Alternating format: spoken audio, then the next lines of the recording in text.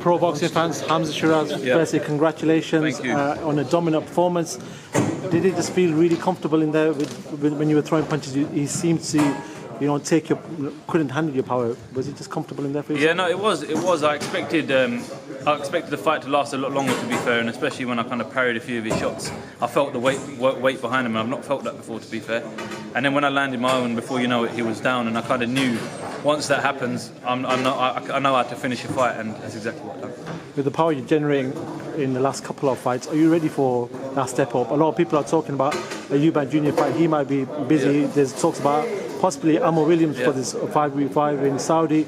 Are you ready for that step up to world level? Yeah, I believe so. I mean, we won't actually know until I get in the ring with these fighters, but I believe give me enough time, give me a camp, and I'll turn up and I'll show up and I'll definitely get the wins. Let's talk sports. Hamzah, people were saying this was going to be a real test for you. Some people say, you know how Liam Williams fights, he's a scruffy fighter, but you got him out there in round one. Do you think you've really shown to the world that you are a serious deal, and you're someone who really is going to contend and possibly a world champion in this division? I'd like to hope so. When this fight got announced the first time, I remember sitting down with Ricky and Taz and my dad, and we said, fights like these are fights you need to make statements in. And that's what we trained to do, and that's exactly what we've done. All glory be to God, and yeah, I can't complain. And obviously, if there's so many fighters in this division, that are one person to fight, who would that be? I've never been one to call out names, but if we're talking in England, I'd love the Nathan Heaney fight. If we're talking in Saudi, I'd love the Ammo Williams fight. Hamzah, speaking to Frank Warren after the fight, he compared your jab to Thomas Hearns'. That jab is just probably one of the hardest jabs we've seen in boxing right now, isn't it? No, I appreciate it. It's a massive compliment. I appreciate that. Thank you very much. I've just been perfecting it. I've always tried to perfect it. I don't want to get too ahead of myself. But yeah, long may it continue, man. We know you're going to, obviously Ramadan's coming up, but just how much would it mean to you to be able to fight on one of those massive cards in Saudi Arabia? It'd mean the world. I'd love to fight out there, especially being a Muslim as well, fighting in a Muslim country, and just being able to show my skills out there, especially with the boxing royalty. Do you know what I mean?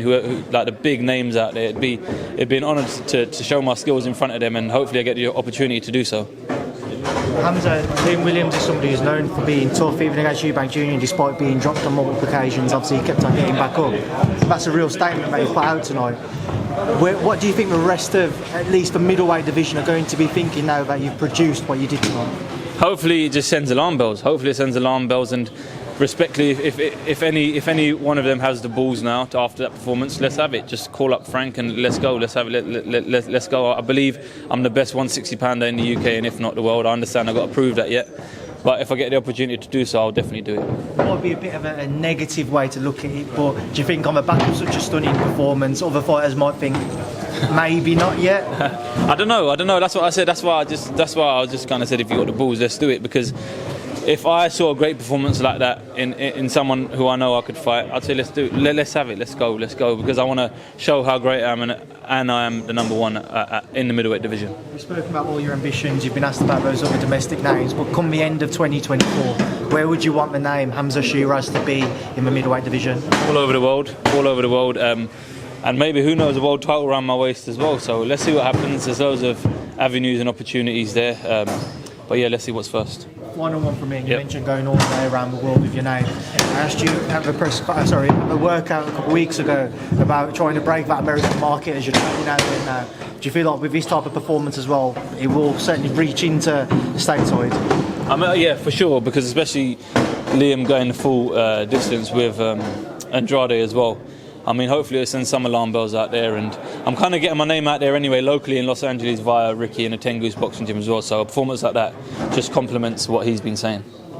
Hamzah, the middleweight division is all sort of free for the belts in a sense. There's not much going on. You see it now, especially Andy mentioning there about America. A lot of the belts are over the American side. I'm sure you want to conquer there and potentially take out some world level middleweights that are over that sort of side of the pond. Oh, for sure, that's the plan. I've always said whoever they're putting with me next, wherever it be all over the world, I don't mind. I'll turn up and I'll do my thing.